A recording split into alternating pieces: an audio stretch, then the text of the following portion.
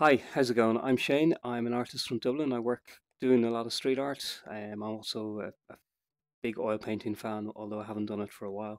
And I used to work in film as an editor and very much into creating or exploring creative software such as, well, now actually VR, which is a really exciting space to be. But today I'm just going to do a quick run through KingSpray, which is a graffiti simulator. Really cool tool for drawing with your shoulder, so you can get to do full large sweeps. Normally, if you're on a computer, you're tapping on your keyboard or you're drawing with your mouse, with your wrist or your elbow, maybe on a Wacom tablet. But VR just gives you a whole new way of drawing within a digital experience. So, yeah, really cool. Okay, so I'm going to go into a single player. Here I can pick layers. I'm going to head to the rooftop, which is kind of nice because it's got a view. So, so here we are on the rooftop. Nice space as I turn around. Pretty cool. New York, I'm taking it, I'm presuming.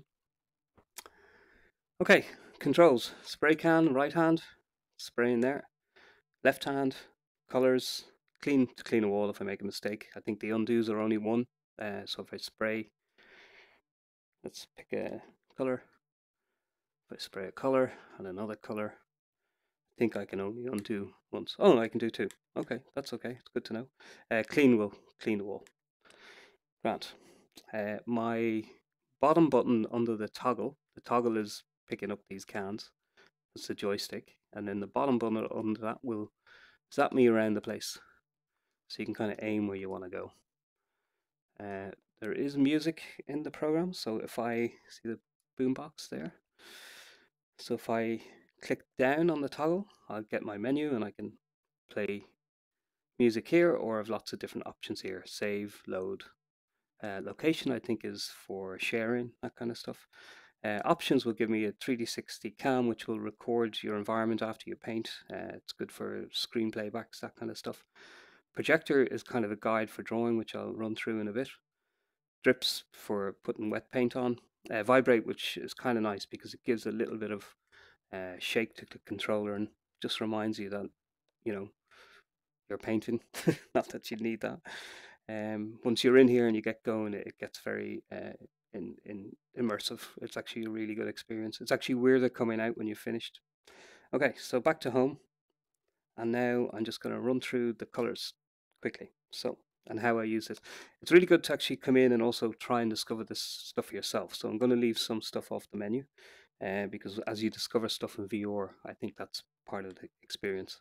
I'm just going to show some tips on how to get up high and a few other things that I've learned, and also infusing that into how I would paint in the real world outside, so we can try and do that inside.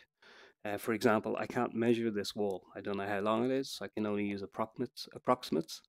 Whereas if I'm in the real world, I'll have all those numbers and work out my painting before I do it. So to show you what I would normally do, I'm going to use the projector in here. So let me go to options, projector, and there is my projector. So you can see you have a projector on off. Just turn it off, don't see anything. Now I just have a picture reference. So if I'm painting outside, I can do my work that way. So not going to do that in here. So to mark out any drawing, what I would normally do is I would, here, I'll leave that there. I would do like a meter grid.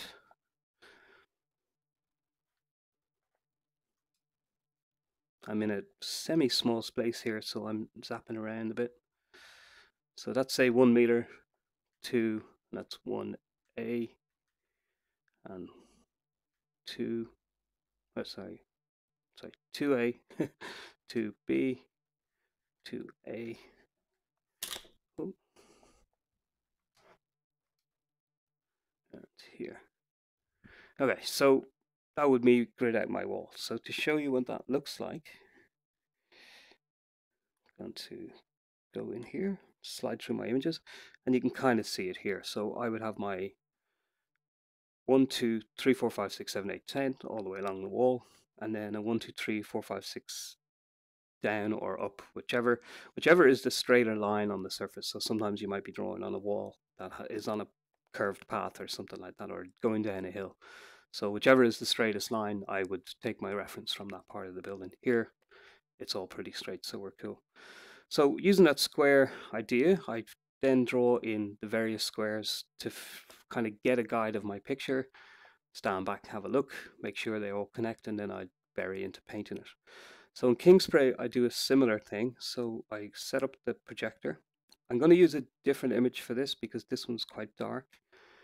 It's hard to see. We can use different settings here where we can squash it or change the size.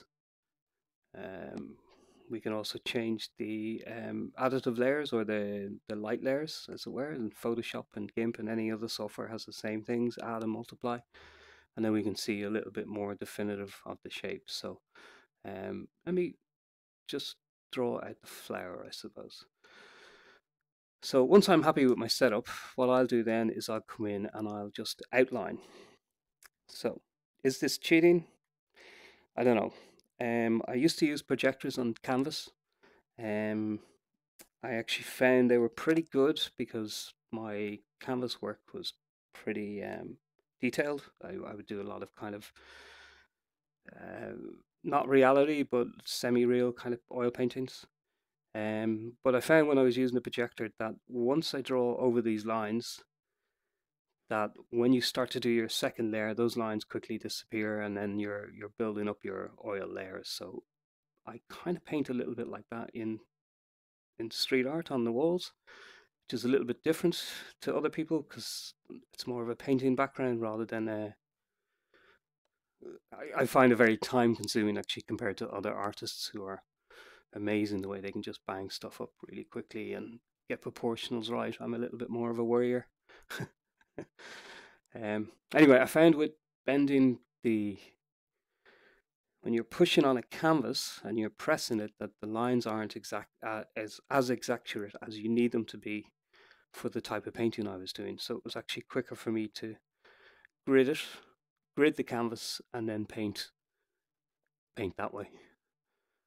So because I would have been painting over my projected lines very quickly, if that makes any sense. Okay, so I can't actually see what's going on here, but let's just imagine. I'll go back a bit actually. So okay, yeah, okay, so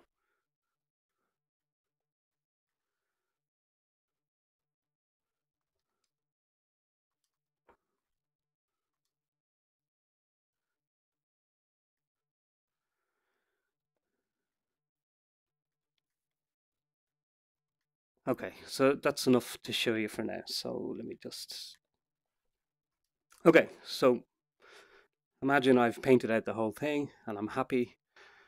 This is when I start the process like I would be drawing on the street. So my outline is kind of roughly there, and now I want to kind of teach myself how to paint bigger without actually tracing. So I don't want to trace because it just gets very boring and you kind of lose sight of what you're doing, and it's better actually just to practice. So if you do get a chance to do this outdoors, it's very similar. So this is great training. So what I'm going to do is now I'm going to turn off my projector, turn off my settings, and now I have my reference picture. So for me, this is what I use. I can't blow this up, so if you need to, what I would suggest is just to go in and reload another picture, which is a closer up one, but I'm just going to keep going ahead with this. So I can kind of see here, so let's go for more of a nicer kind of yellow. Actually, I'm going to paint this the way I did. This is a painting I did in Cork. It's actually on my YouTube page there if you want to have a look. And it's a 10 meter by about 6 meter high painting. 10 to 12, 15 meters long and something like that. I can't actually remember. And then back to yellow, I think. So, but yeah, you can have a look at that. It was a 4 or 5 day painting, and yeah, it was really cool. It was with Blackrock Castle Observatory and the Walls Project, which are a company which run murals in Dublin, or in Waterford actually, and they also run Waterford Wall Street Art Festival. So well worth a look at their website and some of the amazing work they have from artists all over the world. So check that out if you have time. Okay, so I'm just going to do this very quickly, but yeah, that's it really. I mean, you don't really need to know much more than that. I'm using this as a guide, and I go around and do up my painting. So let's say we just do our whites.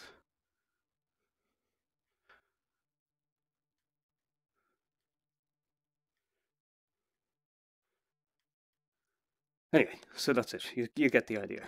I'm not going to go too much. So I'm going to go into another painting now. So I'm going to click up, home, load, and then I can flick through my phone here to get to a different painting. So let's just open that one. Okay, so this is another one I used with the projector. So you can see once I got my outlines done, you can get really good comparisons to where your lines are. You can start playing around with different colors. Really good for color breakdowns for larger pieces, to select palettes and that kind of stuff, because if I go into my palette now, I can see a lot of it. Well, what I've just used is just been saved, but normally you would save the palette there so you can match your cans outside in the real world to simple colors. Cool. Okay, so how did I get up the top, and how would I approach this if I didn't have a projector? So 2 tips. 1, the ladder. Same way as picking up the bottle and the projector, stick it on the wall, and now you're up on the ladder. Once you're up on the ladder, obviously you can walk left and right within your boundaries. I'm in a small space here, so I'm not going to go too far. And then you can kind of get up that little bit higher. So sometimes it's difficult to get up to the very top of the ladder. You have to kind of really play around with the button. I'm not sure why that is. Maybe it's a safety thing. So because I was having a pain getting up the ladder, I couldn't get up any higher. So I was going, gee, what else? What else can I do? So I found this, which is the scaffolding. And if you grab the scaffolding, you can fly. Actually, there you go. That has never happened to me before. That's a shame. I thought I was going to stay up there. So let me put the scaffolding here. Let me just get back here. So I'm going to use the ladder on top of the scaffolding to get up to the roof. Now there is an easier way, but it might be useful in another layer that doesn't have the scaffolding but has another object.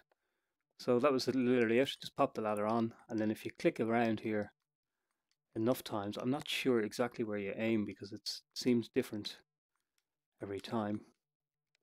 There we go. A little bit higher than expected, but yeah, you can't paint up here anyway. So if I use my crouch button, I can actually now get down to the wall I need to paint on. So nice little hack there. Not so much in this layer, you don't need it, but for other layers it could be useful.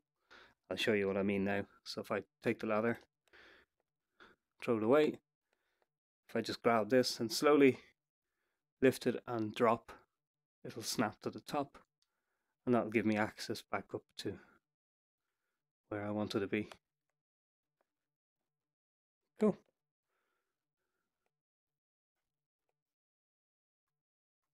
So I just come back,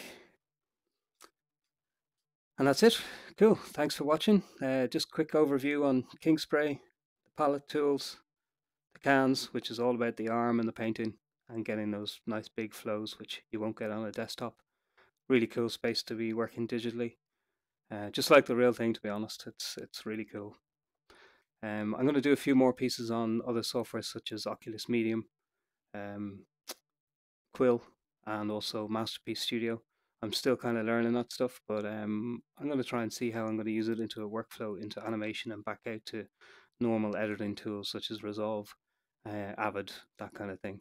So yeah, thanks for watching. Subscribe if you can, and hopefully I'll catch you the next time. Oh, if you have any questions, please just stick them in the comments and I'm happy to answer.